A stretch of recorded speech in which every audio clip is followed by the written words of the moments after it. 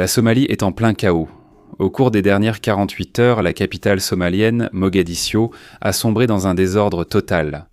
Le président du pays, Hassan Sheikh Mohamud, ou HSM, tente ouvertement de s'emparer du pouvoir absolu, prolongeant son mandat après la dissolution de son parlement dans ce que ses opposants qualifient d'autocoup d'État. Dans la capitale, un mouvement d'opposition en pleine expansion s'organise contre HSM, rassemblant des soutiens nationaux pour le renverser.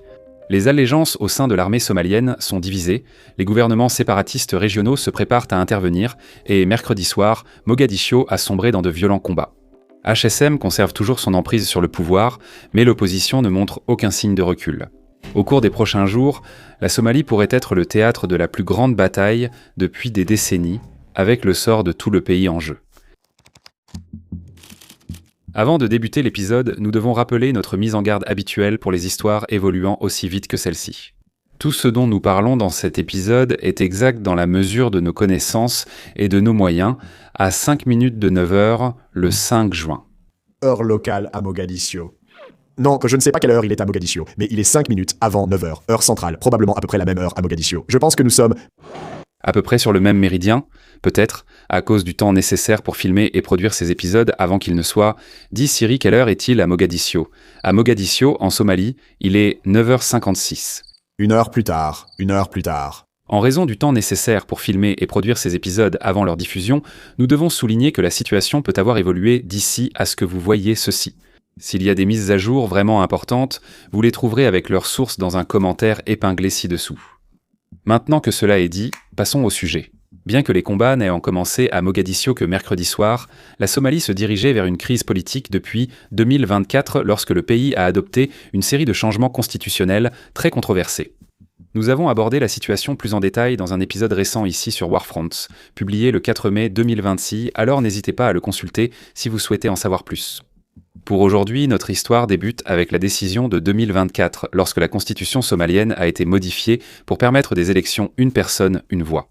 Au cours des décennies précédentes, la Somalie avait été gouvernée par un système de vote basé sur les clans, qui était, il faut l'admettre, bien moins démocratique, mais qui permettait aussi de s'assurer que les nombreux clans de la Somalie avaient en chacun une certaine influence légitime sur le pays. Le vote clanique n'était pas seulement une assurance politique, mais une question de sécurité dans un pays où les rivalités de clans menaient souvent à la violence et où les clans dominants pouvaient exploiter le pouvoir d'État contre leurs rivaux dans un système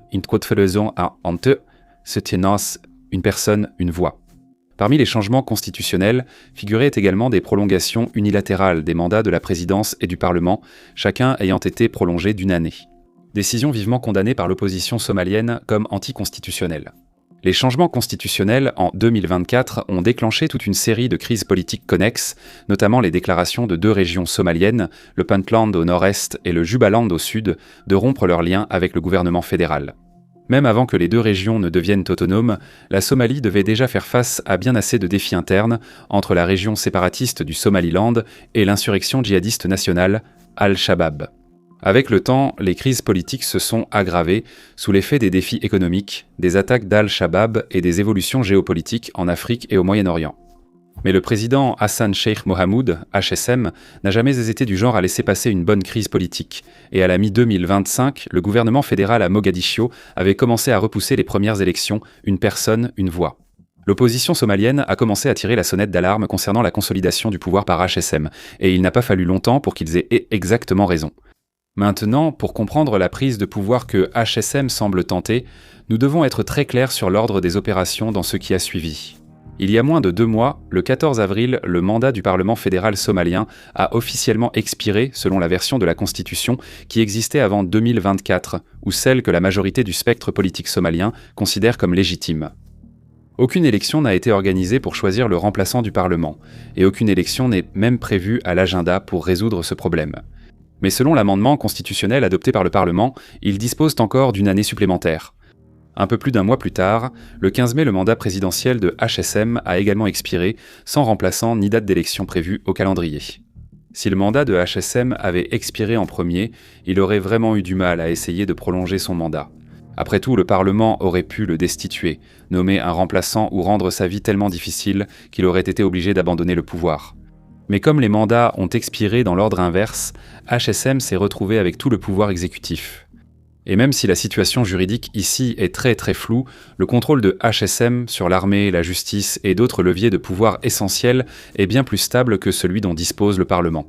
Maintenant, comme l'opposition somalienne a tenu à le souligner, il y a une véritable ironie dans cette situation, car HSM est arrivé au pouvoir alors que la Somalie tentait de faire face à une prise de pouvoir très similaire de la part de son prédécesseur. À cette époque, un président somalien, connu sous le nom de Farmajo, avait reporté les élections de 15 mois, déclenchant une crise constitutionnelle qui s'est terminée lorsque HSM a été élu lors d'un vote indirect utilisant l'ancien système clanique. HSM avait déjà été président de 2012 à 2017, donc lorsqu'il a été réélu, il a été perçu comme une force de stabilisation. Son premier mandat a été marqué par de graves accusations de corruption et d'abus de pouvoir. Peu importe, la crise actuelle aurait peut-être dû être prévisible dans ce sens. Mais pour être juste envers la Somalie, le pays avait de nombreux problèmes à court terme à gérer lorsque HSM a été réélu, et rien ne garantissait que le système politique tiendrait aussi longtemps. Aujourd'hui, tout cela est du passé, et l'opposition somalienne a clairement indiqué qu'elle ne resterait pas passive.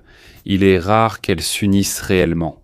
La plupart du temps, ils sont divisés selon des lignes régionales, claniques et politiques, et il leur arrive parfois de se retrouver dans des camps opposés lors de conflits armés localisés. Cependant, cette fois, toute l'opposition somalienne s'unit, incluant le gouvernement autonome du Jubaland et du Puntland, des chefs de clans, des politiciens de Mogadiscio et d'autres régions somaliennes, ainsi que la diaspora somalienne à travers le monde. Ils ont uni leurs forces pour créer le Somali Future Council et ont exigé la démission immédiate de HSM. Les membres du Conseil du futur somalien ont vite laissé entendre que leurs actions pourraient ne pas être pacifiques. Ils rappellent les vagues de violence précédentes lorsque des dirigeants ont tenté ce type de prise de pouvoir et commencent à se préparer ouvertement à une nouvelle vague de violence. Si cela ressemble à un scénario mis en place par la sympathique équipe de scénaristes de Warfront, eh bien c'est parce que c'en est un. Avant d'évoquer les combats à Mogadiscio, faisons une pause pour présenter notre site pour abonnés. Front.co est la plateforme dédiée aux histoires qu'on ne peut couvrir ici sur la chaîne principale.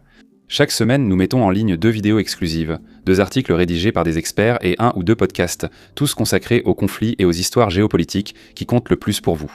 Nous abordons souvent la Somalie et la Corne de l'Afrique, mais proposons aussi de nombreux sujets sur l'Ukraine, l'Iran, le Soudan, le Sahel, l'Europe et d'autres régions, ainsi que sur les conflits mineurs souvent ignorés ailleurs dans le monde.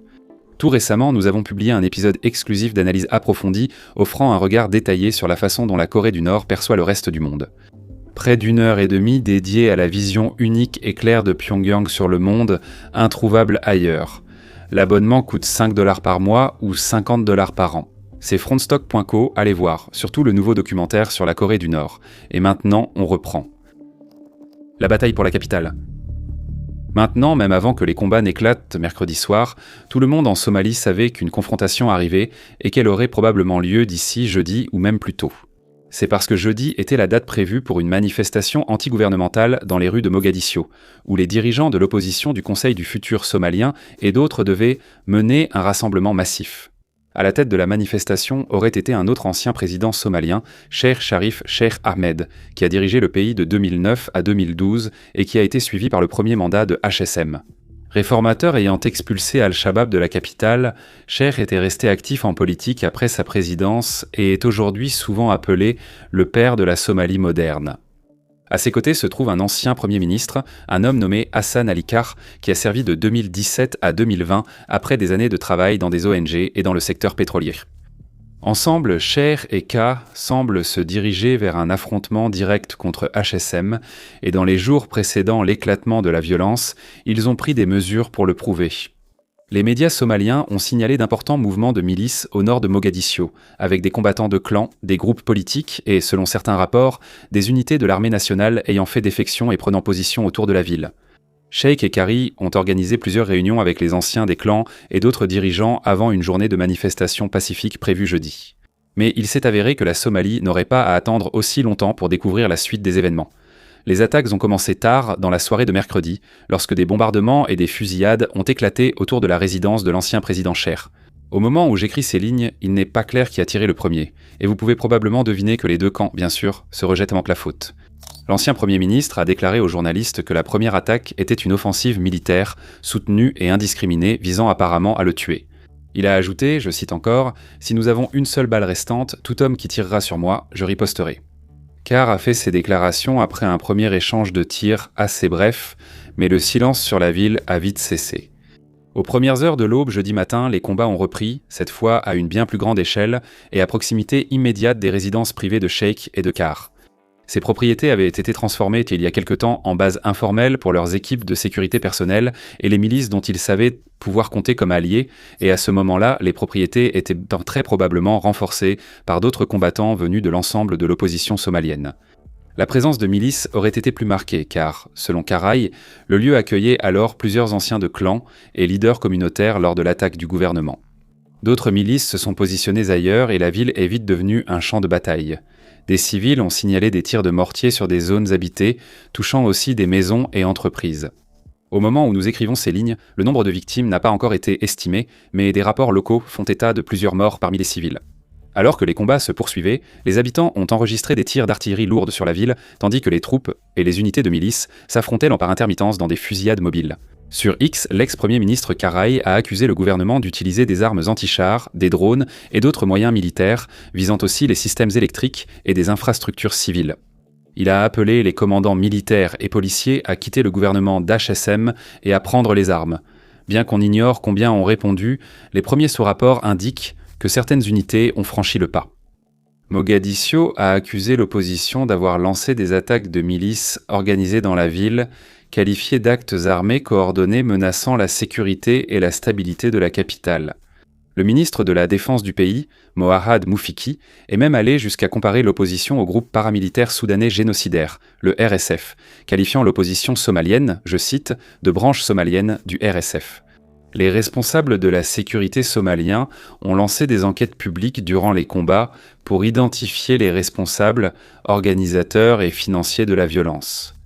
L'opposition a accusé HSM d'utiliser les forces de sécurité et du matériel militaire étranger, initialement destiné à lutter contre Al-Shabaab, pour réprimer la contestation civile.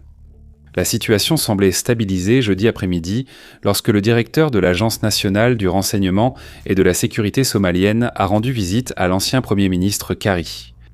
Là-bas, Kari et le chef du renseignement auraient conclu un accord pour mettre fin au combat pour le moment, et les deux hommes ont quitté les lieux ensemble, bien qu'il ne soit pas clair si cela a résulté d'une décision volontaire prise par les deux hommes ou si l'un d'eux était peut-être sous la contrainte à ce moment-là. Dans l'immédiat, un commissaire de police a affirmé que les mitrailleuses lourdes se trouvaient au domicile de Karaï, indiquant très clairement qu'au moins une partie du gouvernement fédéral cherche à engager des poursuites contre lui. Au moment du rassemblement prévu, qui devait avoir lieu plus tard dans l'après-midi, la majeure partie de la capitale avait été bouclée, avec des véhicules blindés lourds patrouillant dans les rues. Une partie de la population civile s'est mobilisée pour manifester malgré tout, mais les manifestations étaient beaucoup plus discrètes et bien moins organisées qu'elles ne devaient en l'être à l'origine. Quant à la suite, nous n'allons pas faire de prédictions précises, mais il est important de préciser qu'au moment où nous écrivons ces lignes, cette crise ne semble pas s'atténuer. Vu l'unité inédite de l'opposition somalienne et la puissance des groupes armés régionaux, claniques et politiques engagés, mais absents des combats de mercredi, il paraît probable que les affrontements ne font que commencer. Le statut de l'ancien Premier ministre n'a pas encore été révélé, mais qu'il soit en train de conclure des alliances avec des factions internes éloignées ou qu'il ait été jeté en prison, ses alliés semblent déterminés à poursuivre leur voie. L'ancien président Cher a écrit en ligne jeudi, je cite, « Si le président et ses soldats pensent que nous avons peur ou que nous allons fuir, nous n'allons pas nous enfuir. » Fin de citation. La réaction des soutiens internationaux de HSM reste incertaine. L'IGAD condamne la violence tandis que des acteurs neutres comme les États-Unis et l'Union européenne appellent à la stabilité et à des négociations pacifiques.